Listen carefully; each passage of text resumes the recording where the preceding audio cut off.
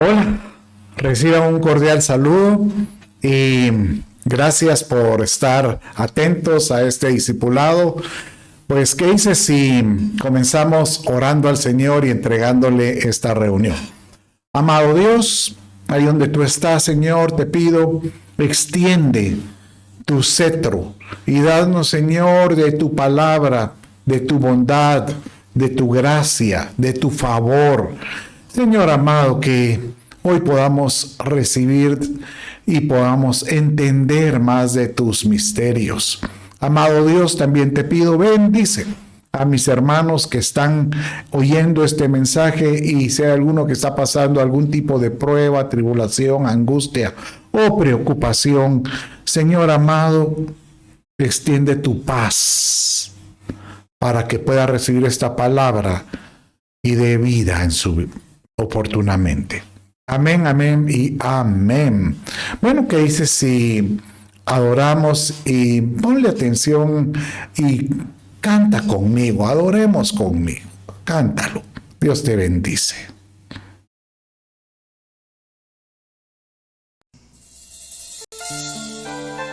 Tú eres un Dios fuerte y grande. Hoy queremos ver tu santidad, Señor. Queremos honrarte, bendecirte en medio de tu santidad.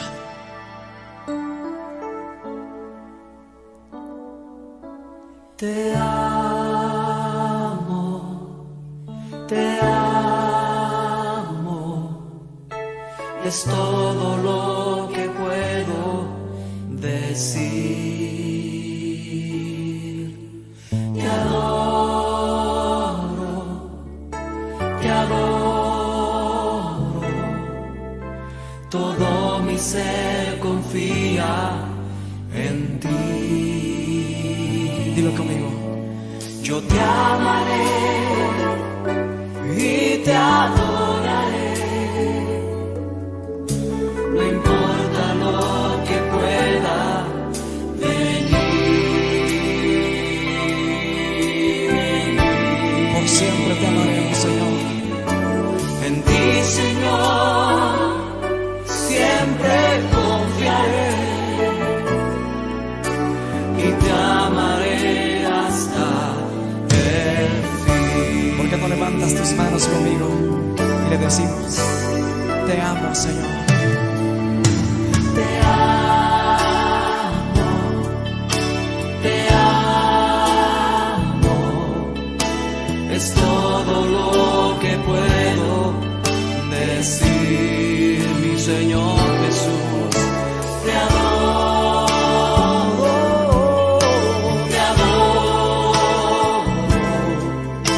todo mi ser confía en ti. Yo te amaré, Yo te amaré y te adoraré, no importa lo que pueda venir, no importa, porque en ti, Señor, siempre confiaré y te amaré hasta el fin.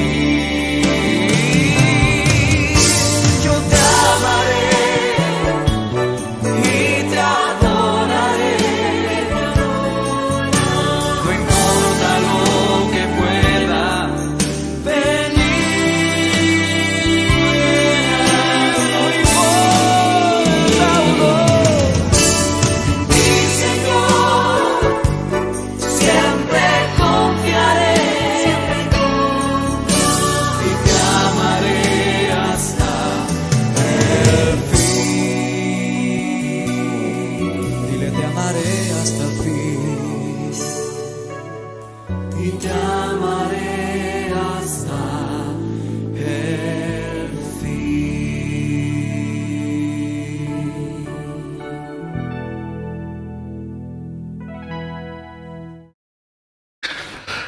Aleluya. Te amaré hasta el fin. Por eso yo te amo, yo te adoro.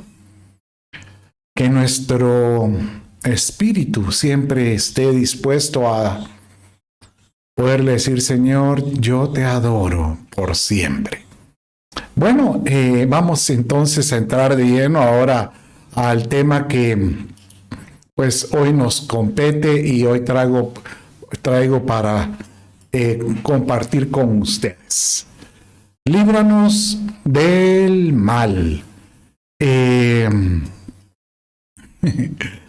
¿Dónde aparece esa expresión? Bueno, usted que es bien de los que se conoce todas las oraciones que hacemos, seguramente usted ya sabe, sí, eso está en el Padre Nuestro.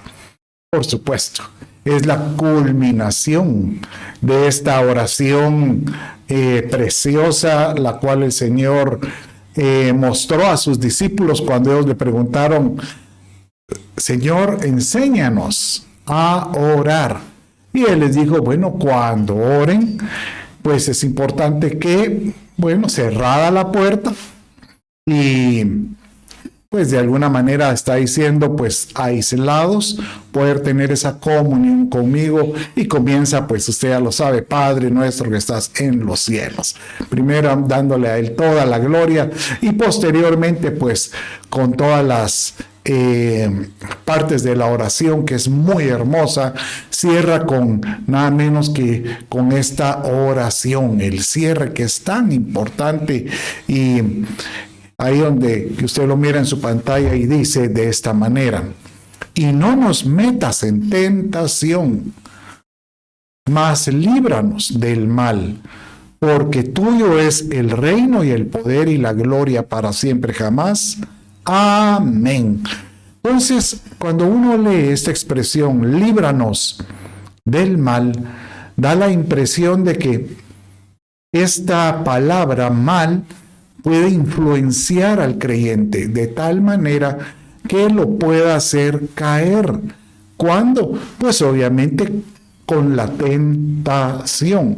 Obviamente usted estará pensando en tentaciones pecaminosas como lo que vemos o lo que tocamos o cómo nos actuamos con algunas personas. Obviamente todo está ligado en sí mismo, pero hoy en esta enseñanza vamos a ver qué tipo de mal realmente habla la Escritura y de cuáles males nosotros nos tenemos que abstener. Bueno, esto es lo que dice 1 Tesalonicenses capítulo 5, 21 y léalo ahí conmigo. Capítulo 1 Tesalonicenses 5, 21. Entonces dice de esta manera, mire cómo dice.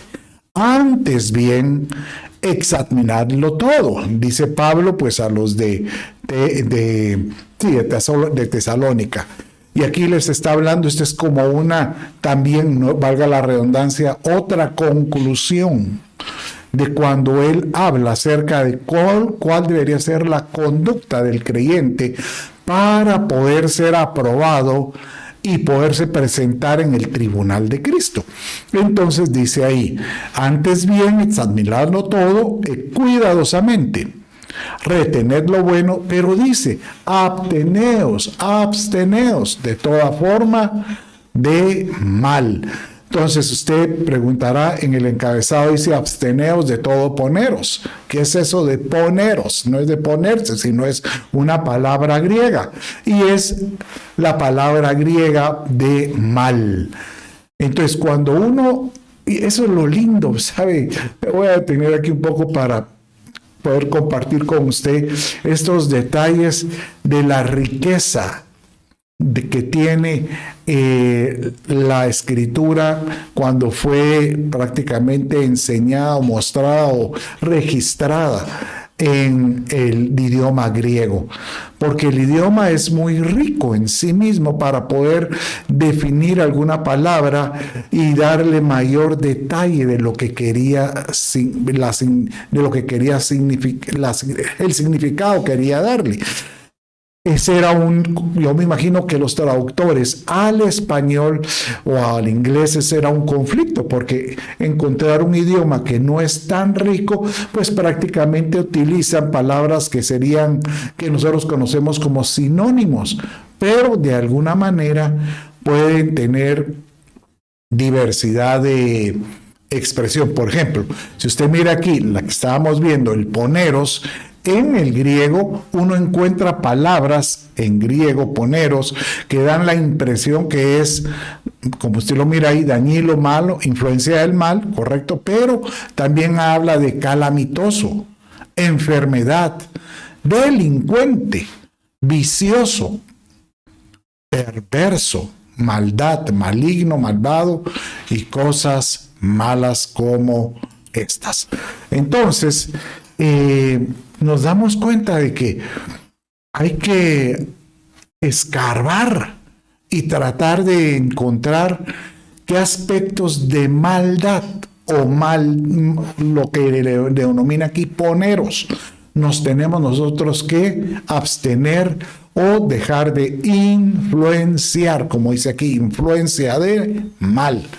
Es que yo no soy malvado, dirás, no, es que esto no es maldad de vileza, sino que es un mal de influencia que nos hace pues hacer cosas contrarias a lo que el Señor tiene. Imagínense que también aparece la palabra mal en Mateo 24 cuando habla acerca de las señales del fin que vimos en los discipulados anteriores, y en el original es iniquidad. Pero hoy vamos a ver la palabra que es poneros. Y también porque es tan importante, oiga esto, porque es tan importante que el creyente sepa identificar las influencias poneros que pueden haber en su vida. Porque nada menos vamos a tener que, si usted no lo separa o no lo identifica aquí, tenga por seguro que cuando nos presentemos ante Jesucristo, Él sí nos va a separar de esta manera. Usted lo puede ver en 2 Corintios capítulo 5, verso 10. Dice así la Escritura: porque todos nosotros debemos de comparecer ante el tribunal de Cristo. Otra vez, Pastor Chito, hablando del tribunal. ¿Por qué es tan negativo? No, yo lo que le estoy hablando es que esto todos vamos a tener que atravesar, como dice ahí, todos tenemos que comparecer. No le estoy diciendo que sea hoy, va a ser en el momento que nos toque. Obviamente cuando el Señor se presente, aunque eso está a las puertas, para que cada uno sea recompensado, dice, en ese tribunal, por sus hechos. Hay otras versiones que dicen por sus obras, estando en el cuerpo, de acuerdo a las obras que hizo, ya sean obras buenas o obras poneros o obras malas. Entonces, prácticamente da a entender que el creyente sí se puede influenciar de aspectos poneros que de alguna manera giran hacia alrededor de la palabra, pues lo malo, ¿verdad? Lo negativo, lo que está fuera de lo que el Señor ha establecido. Entonces, ahorita la inquietud que se nos debería despertar es, entonces, ¿se pueden identificar diferentes aspectos poneros o malos? Por supuesto. Y de esta manera, esta es la enseñanza o llamémosle así, el discipulado que vamos a tener en estos próximos reuniones. Usted sabe que de todos los poneros que hay, pues hay alrededor de 15 referencias al aspecto ponero o maldad. Entonces, estas 15 referencias o 15, llamémosle, expresiones poneros que hay en la Biblia por su riqueza escritural, los clasifiqué en 3 grupos muy importantes, porque muchos de estos poneros nos pueden afectar para con nuestro prójimo. Entonces, como usted puede ver ahí en su pantalla, con el prójimo encontramos que hay obras poneros obras malas, malignas, el ojo ponero maligno, dichos poneros o malignos, sospechas poneros malignos, jactancias malignas. Pero también hay otras que nos pueden afectar hacia nuestra persona, porque dependiendo de cómo trabajemos o cómo actuemos en estas áreas, pues es lo que somos formados en nuestra identidad. Y esto es con nuestros pensamientos poneros malignos, nuestra conciencia ponera o maligna, corazón maligno, frutos malignos, espíritus malignos. Y por último, también esto afecta pues nuestra relación con nada menos con el Señor. Y aquí podemos ver que hay otros poneros como el siervo maligno, cuando tengamos que el Señor nos va a pedir cuentas. Tesoros malignos, qué tesoros hacemos para poder estar una vez más con el Señor. El día malo, el día ponero, si estamos listas para el día ponero, que es muy importante cuando lo veamos. El siglo maligno, o sea, ¿qué es el siglo maligno? Y por supuesto la generación maligna. Bueno, entonces usted dirá, y todo eso lo vamos a ver. Bueno, miren, lo tenemos que comprender y entender para poder nosotros examinarnos y poder abstenernos, como dice, examinarlo todo, retener lo bueno y absteneos de todo, poneros o todo mal. Y de esta manera vamos a ser bendecidos. Bueno, entonces miren, hoy vamos a estudiar el primer grupo, que es lo que afecta con mi prójimo o mis semejantes. ¿Por qué es tan importante esto? Porque realmente cuando el Señor resumió, cuando a él le preguntaron, ¿y cuál es el más grande mandamiento? Entonces él prácticamente lo resumió y dijo, bueno, amarás al Señor con todo tu corazón y a tu prójimo como a ti mismo. Entonces, lo que tú obres, cómo tú te relacionas o tú haces con tu prójimo, obviamente te identifica. Pues sale a luz lo que hay en ti. Y de esta manera, pues, el problema es que si esto continúa, pues de alguna manera no va a darte unas, llamémosle así, no vas a tener una vida espiritual en ascenso como Él quiere, sino que prácticamente te vas a quedar siempre en el atrio, nunca vas a poder avanzar. Bueno, entonces, aquí usted verá, vamos a ver entonces obras malignas, el ojo maligno, dichos malignos, sospecha maligna y jactancia maligna. Entonces miremos el primero, obras malignas. ¿Dónde encontramos esto? Miren, en Juan 3, 19 al 20, bueno, prácticamente aquí el Señor está dando referencia acerca de cuál es el verdadero camino para encontrarlo a Él. Y encontramos en Juan 3:16, que es un verso muy conocido, que dice, porque de tal manera amó Dios al mundo, que ha dado a su Hijo unigénito, para que todo aquel que en Él crea no se pierda, mas tenga vida eterna. Y posteriormente dice que hay algunos que aunque escuchen al Hijo, y aunque caminen queriendo caminar con el Hijo, realmente sus obras lo delatan. Hay obras que reflejan realmente si realmente han creído o si la luz del Hijo está en ellos. Y de Él se refiere de esta manera, de este tipo de personas. Y el juicio consiste, dice, en que vino la luz del mundo. ¿Cuál es el juicio? En que uno mismo debería de juzgarse si realmente si el Hijo vive en uno, si cuando uno cree en Jesucristo, no hiciste solo del diente al labio o realmente hubo un cambio en el corazón. Y dice, y este juicio que uno se hace consiste en que vino la luz al mundo.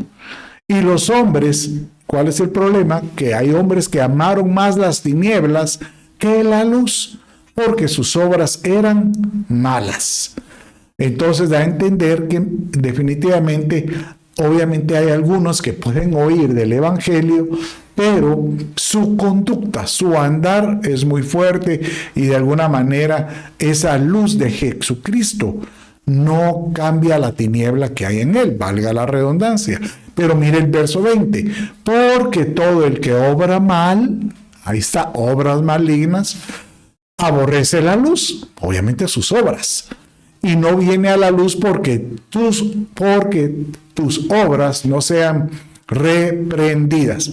Entonces, mire, esto es muy interesante porque vamos a explicar aquí un poco, porque el creyente que camina, valga la redundancia, con Jesucristo y la luz de su palabra empieza caminando en él, ¿qué es lo que hace? Que él se mira como en un espejo y él sabe que la luz de Jesucristo lo reprende, lo examina, le hace sentirse como, a veces como, ay Dios mío, me siento como gusano, tengo que cambiar, Señor, ayúdame a cambiar. Obviamente usted dirá, pero ¿cómo hago? ¿Cómo puede suceder ese cambio? Pues él lo dice en el verso que sigue, ¿verdad? Entonces dice así en el verso 21. Mire cómo dice el verso que sigue. Entonces dice así: mas el que practica, aleluya, mire qué lindo este verso, mas el que practica la verdad viene a la luz, para que sea manifiesto sus obras son hechas en Dios. O sea, aquí la clave es esta palabra que usted lee ahí, que es el que practica. O sea que el que practica la palabra en su vida, esa palabra logos escrita, se vuelve carne, se vuelve vida. El que la practica hace que esa palabra empiece a reflejarse en él y empiece a traer como resultado una manifestación que ya por resultado sus obras son en Dios. O sea, como dice, muéstrame, en Santiago habla acerca de la fe. Muéstrame tu fe por tus obras, pero yo te voy a mostrar mis obras que son por la fe. O sea que lo importante es tener obras para el Señor, que es por la palabra que ha habitado en uno. Pero entonces, ¿cómo puedo dejar yo ciertos hábitos? Obviamente por lo que dice aquí, practicando la palabra. Por eso es que dice 2 Pedro 1:19 de esta manera. Mire qué lindo. Y así tenemos la palabra profética más segura, ¿cuál es la palabra profética más segura? Es la palabra de la Escritura, que es de alguna manera para muchos una profecía.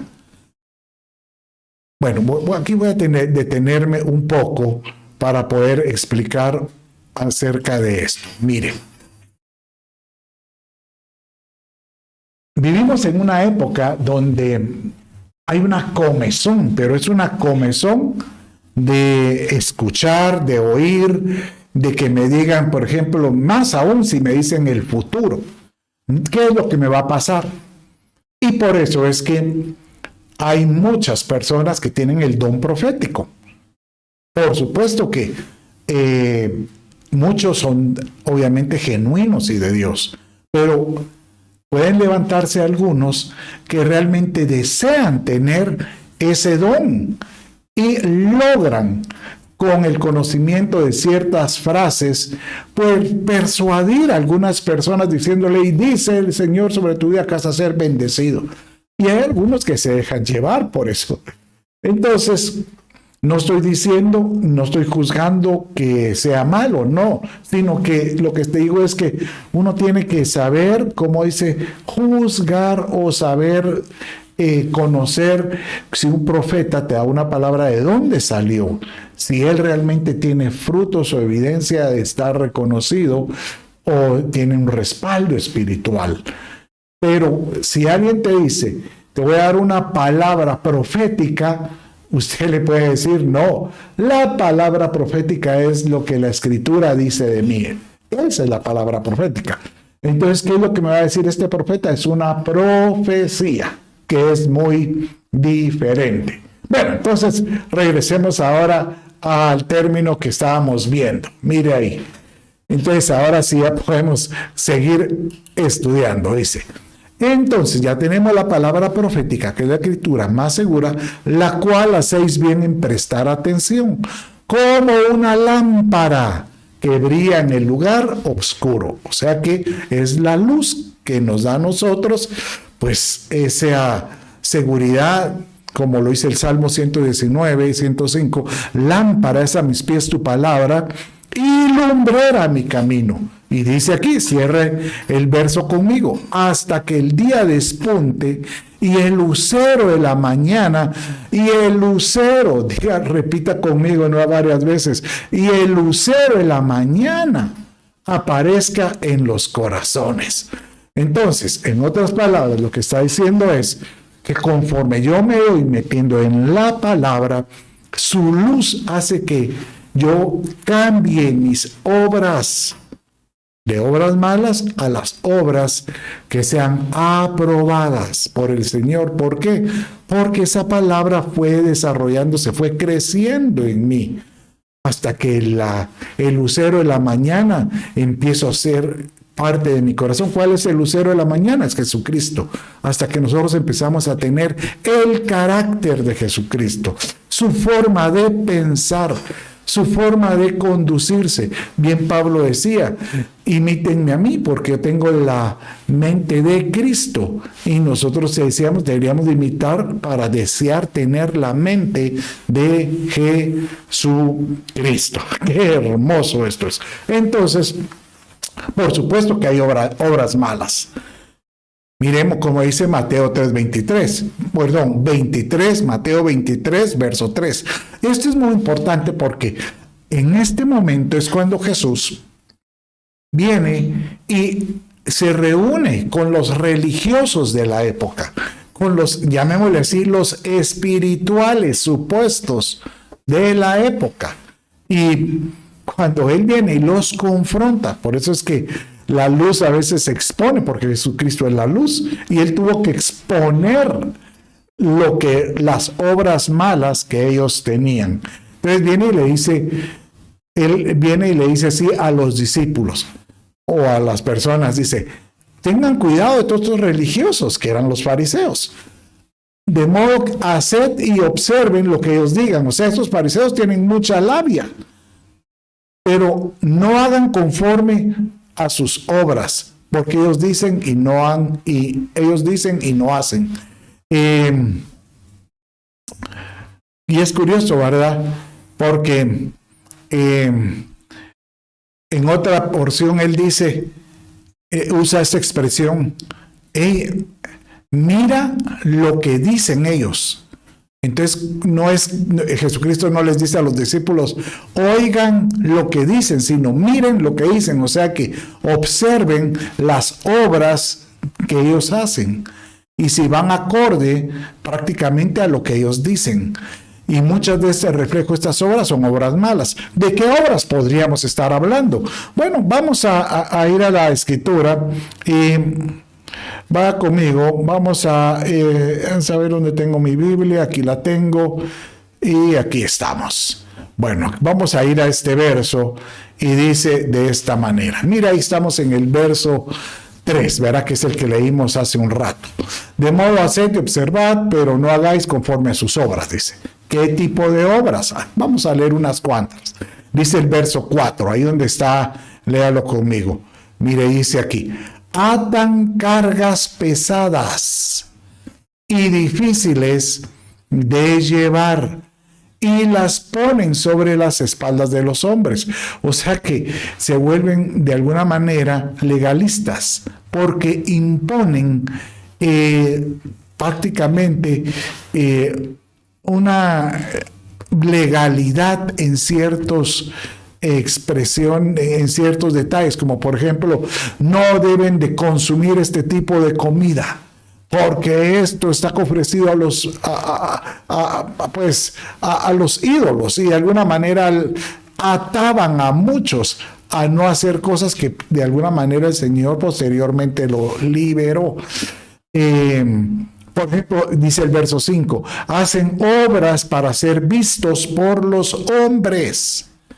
Pues de alguna manera lo que quieren ser vistos como religiosos o espirituales, teniendo la escritura en filactelias, que eran cordones con la escritura escrita, que estaban zurcidas en sus vestidos, y alargan con esos flecos de sus mantos, dice. Aman el lugar de honor en los banquetes, en los primeros asientos. ¿Se acuerdan la semana pasada que ese es uno de los amores falsos que hay? El amar el primer lugar. Después dice, vamos a leer, vamos a leer aquí, ¿dónde estamos? Aquí estamos. Vamos a leer ahora en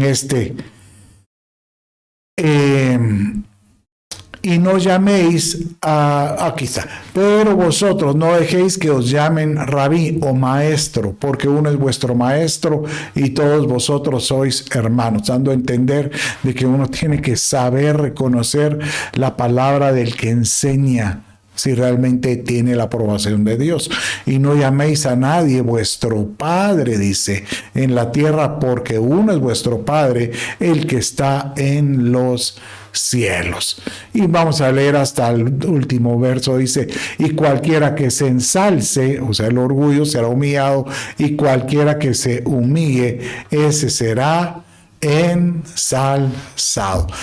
La verdad que después, si uno sigue leyendo todo este capítulo, habla una cantidad de obras malas, o llamémosle aquí legalistas. Si algo a mi padre no le agradaba es el legalismo, en el sentido de imponer cosas que realmente eran una carga o eran un yugo para algunas personas. Porque Jesús decía, para mí, el que camina conmigo, yo llevo el yugo con él, y mi yugo es ligero y ligera mi carga. Mi yugo es fácil, dice, y ligera mi carga. Por eso es que lo más importante es decirle, Señor, ayúdame a identificar cuáles son las obras que sean malignas. Bueno, miremos otro de los poneros que traigo aquí, y es el ojo maligno, el ojo ponero. ¿De qué se refiere cuando habla del ojo ponero, los ojos malos? Usted dirá, es que debo tener algún problema con mi vista, ¿verdad? Miopía o algún tipo de presbicia. No, no es eso, ¿verdad?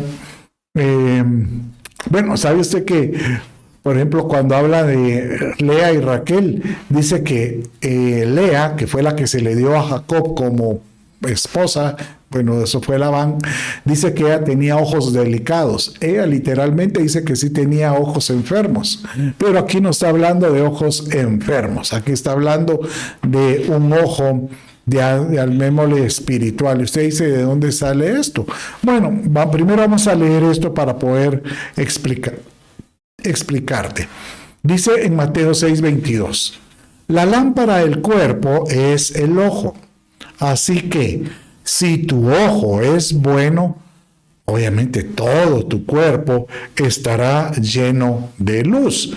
Y dice el verso que sigue, pero si tu ojo es maligno, si tu ojo es poneros, todo tu cuerpo estará en tinieblas. Así que si la luz que en ti hay es tinieblas, ¿cuántas no serán las mismas tinieblas? Bueno, entonces miren, ¿se acuerda cuando hablamos en el primer, no sé si usted lo vio, pero si no tenga la oportunidad de ver el primer mensaje que yo di este año, que es con relación a la recuperando lo perdido. Y entre las cosas que el Señor estableció que estábamos recuperando en el año de la recuperación, Él dijo en Isaías 61:1, cuando Él abrió ese rollo, dice que Él dio lectura a ese rollo, y eso lo relata en Lucas 4, pero Él agrega que dentro de todos los puntos que hablaban de su persona, de Isaías 61, en el verso 1 y 2, Él agregó en Lucas 4, y recibirán vista los ciegos. Pero había muchas enfermedades.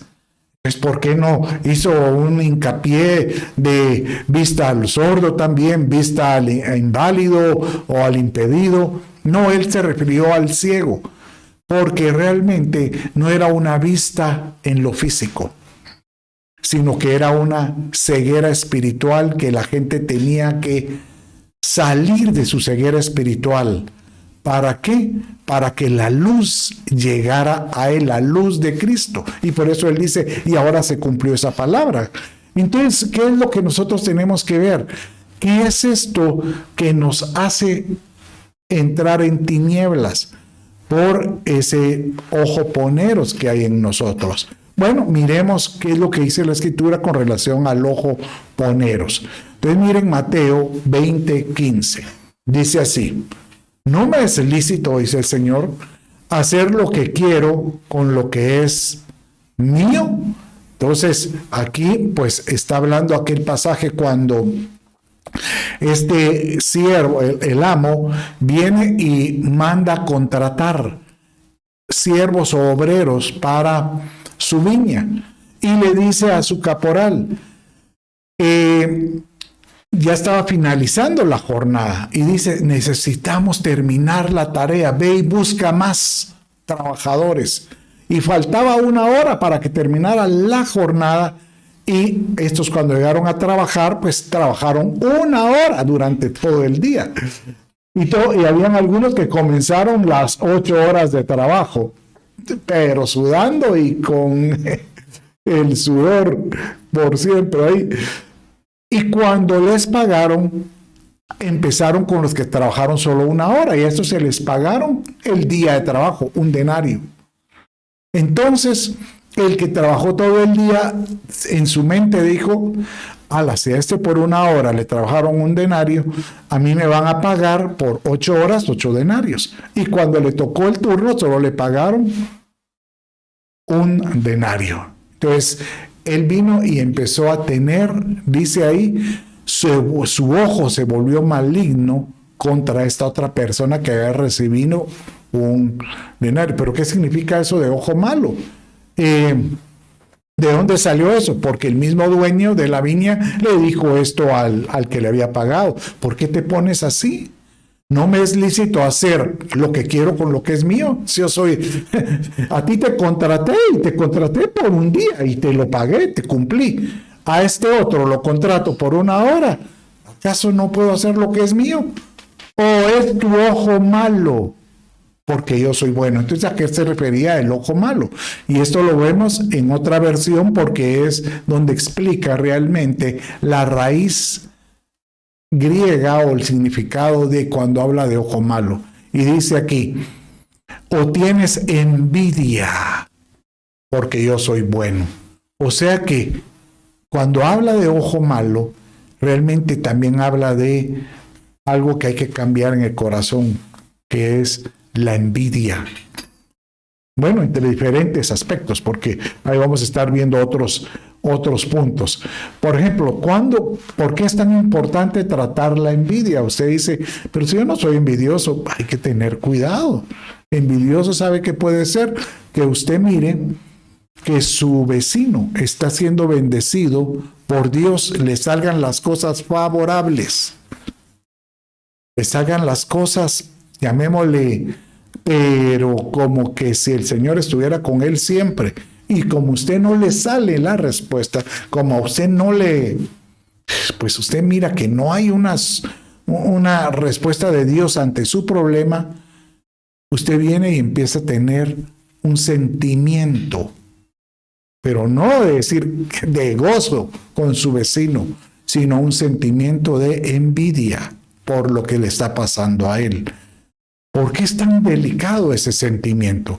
Porque en Marcos 7:22 él menciona, bueno, desde el 7:21 habla qué es lo que sale del corazón del hombre. Y dice aquí que del corazón del hombre salen, y en el verso 21 dice, los malos pensamientos, los adulterios, las fornicaciones, los homicidios.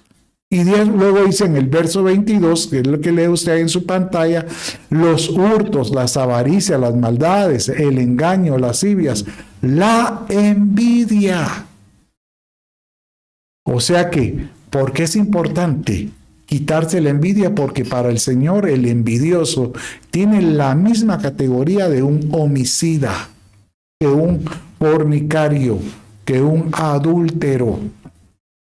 Igual la soberbia y la insensatez, ¿verdad? En 1 Samuel 18:9 vemos que desde cuando viene Saúl y mira la victoria de David, él no se gozó. Al contrario, él tuvo envidia. Y dice ahí, desde aquel día en adelante miraba Saúl a David con ojos de envidia. Usted dirá, sí, pero es que el ojo maligno pueden ser otras cosas. Sí, por supuesto. Ojo maligno puede ser también de que lo que tú ves afecta a tu corazón, lo que tú escuchas también. Pero aquí yo quería traer la importancia de la envidia. Wow, que es muy delicado, por cierto. Bueno, miremos otro. Mire esta otra expresión. Los dichos malignos. Entonces, vamos a ver en el Mateo 5, verso 11. Dice así. Bienaventurados sois cuando por mi causa os vituperen y os persigan y digan toda clase de mal contra vosotros mintiendo. Bueno, miren. Esta expresión de los dichos malignos, por ejemplo, aquí se refiere a lo que alguien dice contra ti, pero de alguna manera uno puede utilizar su boca para poder tratar asuntos ajenos de alguien más. Entonces, aquí pues está muy claro utilizando el término de los que la gente utiliza toda clase de poneros, toda clase de mal contra ti. Puede ser obviamente como el término que vimos hace un rato, por envidia, puede ser también por no logran entender o comprender lo que tú estás viviendo o atravesando. Y como tú estás con gozo en tu corazón y al contrario ellos quisieran que tú estuvieras golpeándote el pecho o lamentándote. Dicen, ¿cómo es posible que pueda tener gozo cuando debería estar lamentándose, por ejemplo, la pérdida de un ser querido o la pérdida de su negocio o la escasez que está atravesando? Pero si tú tienes la fortaleza de decir, Señor, ayúdame porque no me entiende, al contrario, solo me está diciendo cosas como que si estuviera loco porque es una mentira, pero yo estoy fortalecido en ti. Hay que tener cuidado con esas expresiones, pero hay que tener cuidado con las expresiones que uno pueda hablar también contra alguien. Por ejemplo, tú puedes tener, o en este caso alguien puede tener dichos malignos contra la cruz, por ejemplo, la cruz de Jesucristo. ¿Cuándo fue esto? Por ejemplo, en Mateo 27:42 habla de estos religiosos, fariseos, los sacerdotes e inclusive los que estaban cuidando al Señor Jesús y hacían ver que le decían, y no que este era el rey de los judíos, y no que este era el que tenía la autoridad, que era el Hijo de Dios y que tenía la autoridad y que Dios lo respaldaba. Bájate pues de la cruz. Bájate. Si tú dices que has salvado a otros, sálvate a ti mismo y no te puedes salvar. ¿Cómo es? Esto es un dicho maligno porque va en contra del propósito que tenía Jesucristo en la cruz. Obviamente había algo malo detrás de esto. Pero mire, también hay otro tipo de dichos contra la misma iglesia. Esta historia en Hechos 17:6 es muy interesante porque habla cuando Pablo llega a Tesalónica. Y siempre que Pablo, en este caso él iba con Silas, iban a algún lugar, ¿sabe qué hacían? Pues prácticamente ellos iban a alguna sinagoga y prácticamente ellos iban como que a rectificar la doctrina, porque ellos venían y sacaban a luz todas las enseñanzas que hablaban del Mesías, y venían y le decían, y el Mesías ahora es Jesús. Entonces jalaban todo lo que hablaba del Mesías y le ponían toda esa vestidura de palabra sobre Jesucristo, el que había resucitado. Muchos recibían con gozo esa enseñanza, pero mire, era una alegría. Dice que la gente se alegraba de saber que su Mesías había venido. Y cuando ellos se alegraban, para ellos era fácil recibir a Jesucristo en el corazón.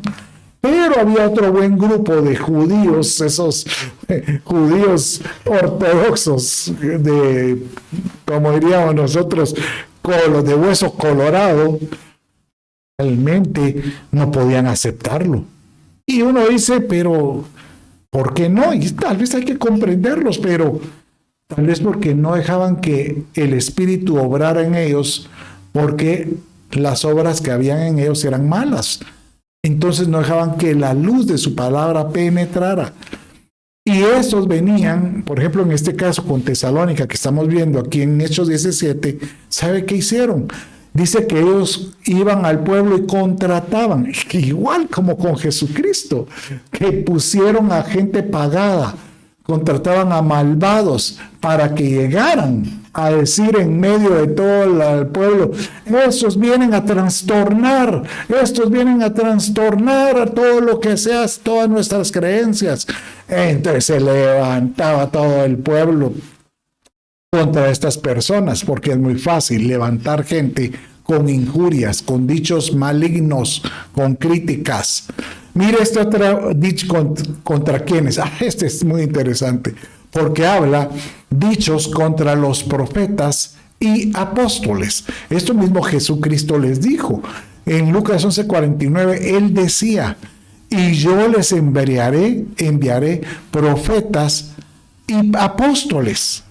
Ahora, es curioso porque ahorita se dice es que eso de los apóstoles ya no existe, eso de los profetas son charlatanes. ¿Y cómo van a ser charlatanes si el mismo Pablo dijo que esto eran dones doma que el Señor Jesucristo estableció?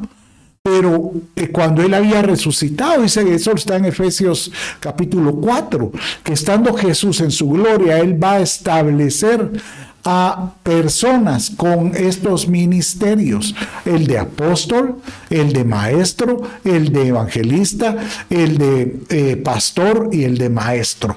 Y estos dos últimos, pastor y maestros, van de la mano. Pero aquí Jesús les dice, cuando ustedes vean que se levantan profetas y apóstoles, estos legalistas, ¿qué van a hacer? Los van a mandar a matar y los van a mandar a perseguir, por lo que no van a aceptar lo que ellos dicen. Mire qué otros dichos malignos. La adoración. Este es muy, pero muy lindo. Mire, sucede que Jesucristo estaba en la casa, pues, de este empresario, y dice que en eso él estaba ahí y entra una mujer. Se dice que era, en una versión dice que es María Magdalena. Entonces ella vino y, porque era de dudosa reputación, el Señor la había sacado de su pecado. Entonces vino ella y empezó a llorar a los pies del maestro.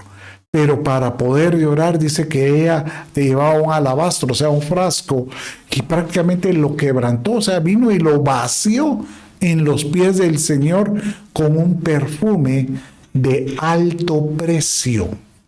Entonces, se levanta rápidamente, usted se imagina quién, Judas, que era el que administraba la plata. ¿Cómo es posible lo que usted dice ahí? ¿Por qué no se vendió este perfume por 300 denarios y le hubiéramos dado de comer a 300 personas por lo menos? Hay gente que no entiende la adoración. El Señor mismo les dijo, ustedes no entienden, esta solo vino a prepararme para lo que viene. Nosotros tenemos que decirle, Señor, no permitas que yo empiece a participar de expresiones cuando no entienda ciertas cosas, porque puede estar en contra tuya y puedo yo empezar a participar de dichos poneros, algo que va en contra de lo que tú has establecido. Aleluya. Bueno, sigamos viendo. Entonces, por eso es importante, esto es muy interesante, cuida lo que tú expresas con tus labios, con tu palabra.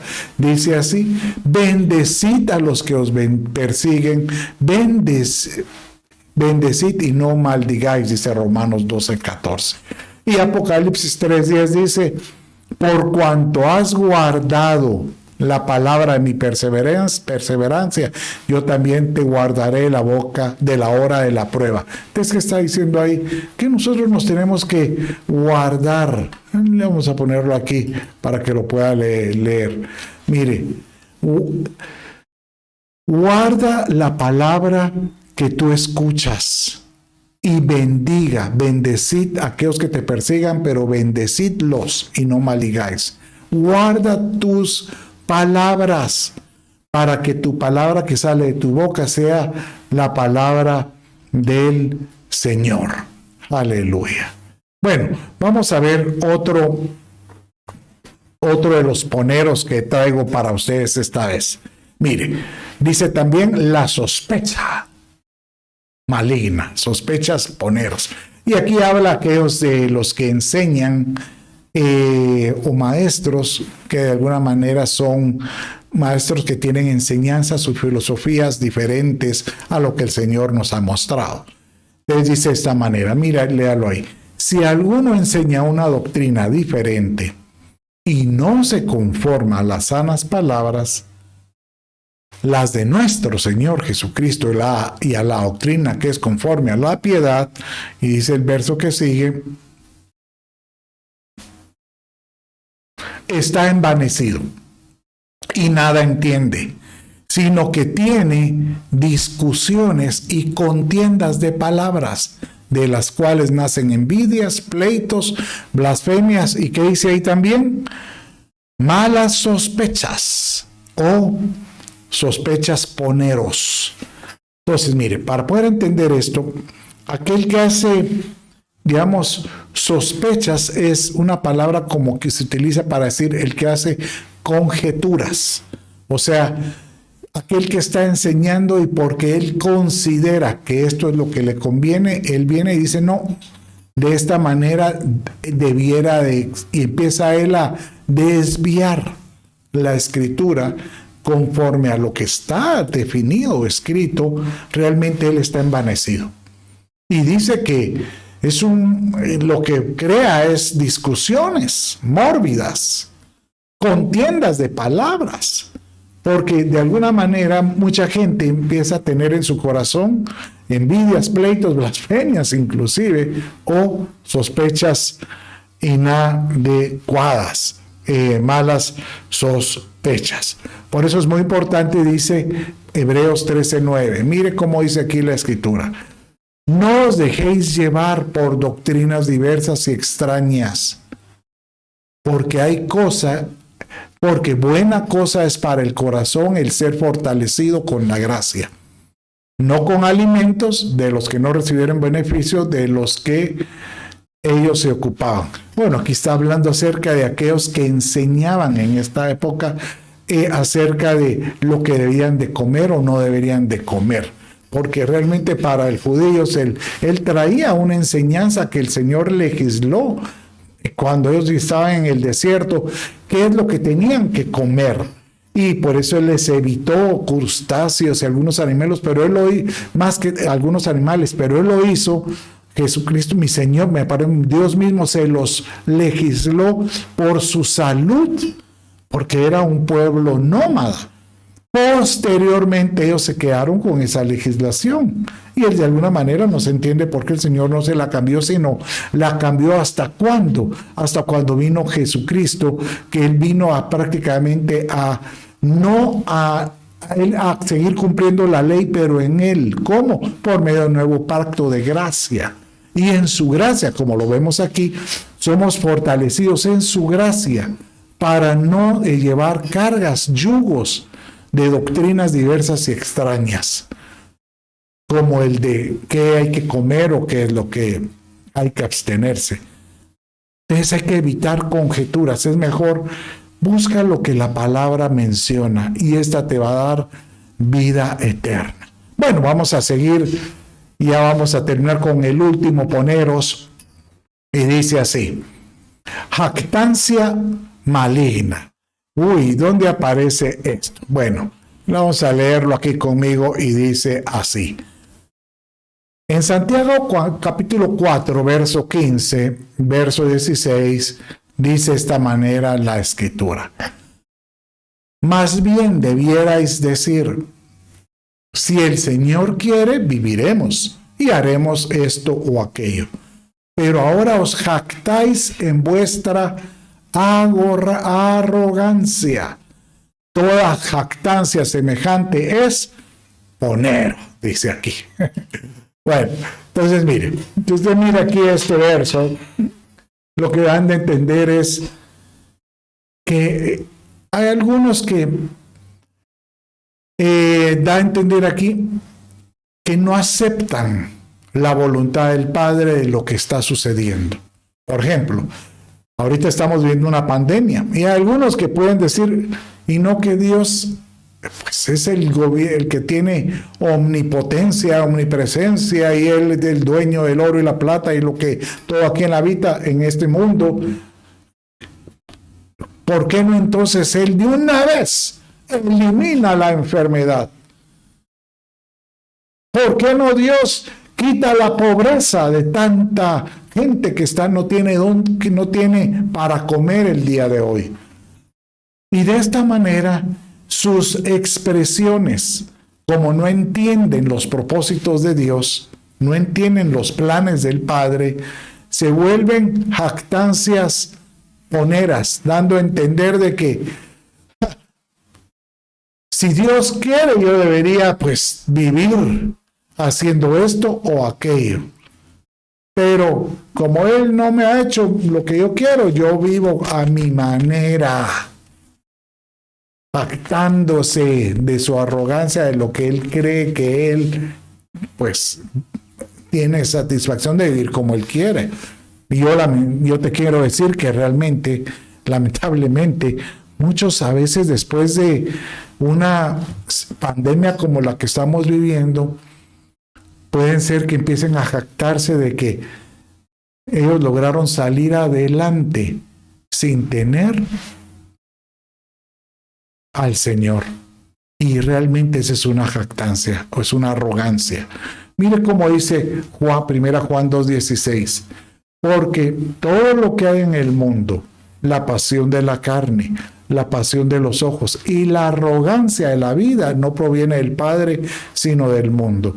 Bueno, la semana pasada hablamos acerca de las pasiones, los deleites, el amor a los deleites, que es el deleite de la carne o el deleite de los ojos. Pero hoy quiero hablarte acerca de la arrogancia de la vida, dando a entender de que hay algunos se sienten que ellos logran salir adelante por sí mismos, porque ellos han logrado hacer esto, hacer lo otro. Esa es una arrogancia, es una jactancia. Sobre todo al que conoció al Señor. Y hoy te pido que es el tiempo que si tú en tu corazón se ha desarrollado tal vez una queja para con el Padre, diga: Señor, ayúdame a poder entenderte y poder entender mejor tu palabra y tu propósito en mi vida. Mire cómo dice 2 Corintios 1 y 12, porque esa debería ser nuestra jactancia. ¿Cuál debería ser nuestra gloria? Es esta: el testimonio de nuestra conciencia. Aleluya. ¿Cuál debería ser nuestra expresión ante las circunstancias?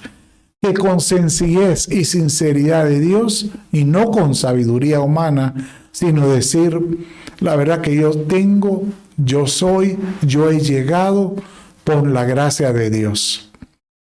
Y nos hemos conducido con esa gracia en el mundo, mucho más con vosotros. Aquí está hablando Pablo acerca de que esa gracia debería estar en la mayoría de las personas. Qué lindo esto, porque de alguna manera el Señor te dice,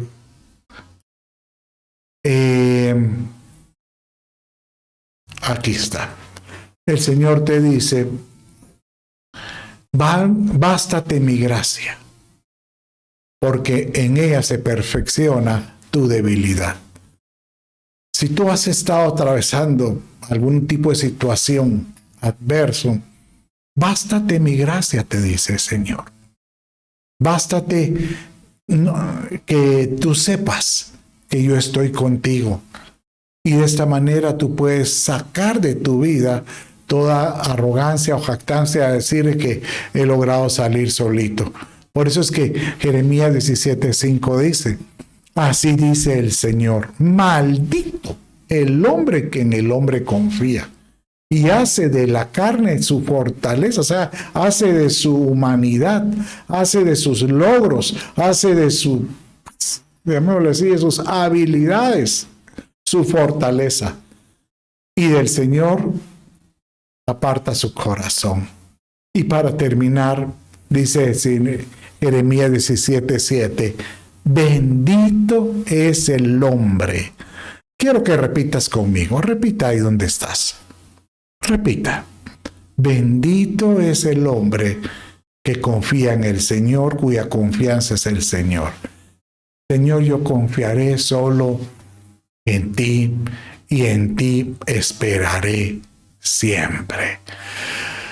Bueno, mis amados hermanos, con esto pues prácticamente vamos a finalizar ahora el discipulado con relación a ver estos poneros que afectan a mis semejantes, que afectan a mis amados hermanos de alguna u otra manera.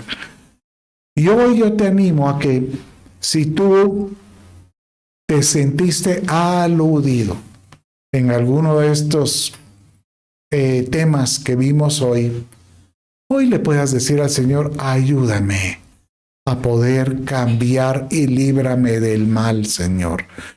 Porque hoy me doy cuenta que algunas de estas obras ya he participado en ellas y he dejado de practicar tu palabra para que tu luz pues llegue a mí hasta que el lucero de la mañana resplandezca, o hasta que Jesucristo crezca en mí. ¿Tú crees que sea posible? Yo te animo a que lo puedas creer y puedas pedírselo al Señor de esa manera. Ahí donde estás, si tú has caído en alguna de estas cosas, yo creo que es el tiempo que pidas perdón al Señor y decirle: Señor, ayúdame a cambiar, a tener obras buenas. Ahí donde estás, vamos a orar al Señor y dile de esta manera. Díselo: Padre, hoy me presento delante de ti y me doy cuenta, oh Dios, que he actuado, he dejado de hacer cosas que te agradan. Señor amado, pon camino delante de mí, por el cual yo pueda, Señor, andar y que yo pueda dejar toda obra de mal que se levante contra ti, Señor. Perdóname, perdona mis ofensas. Te lo pido, Señor Jesús. Gracias, Padre. Gracias. En el nombre de Jesús te doy gracias. Amén. Bien, mis amados hermanos, Dios me los bendiga.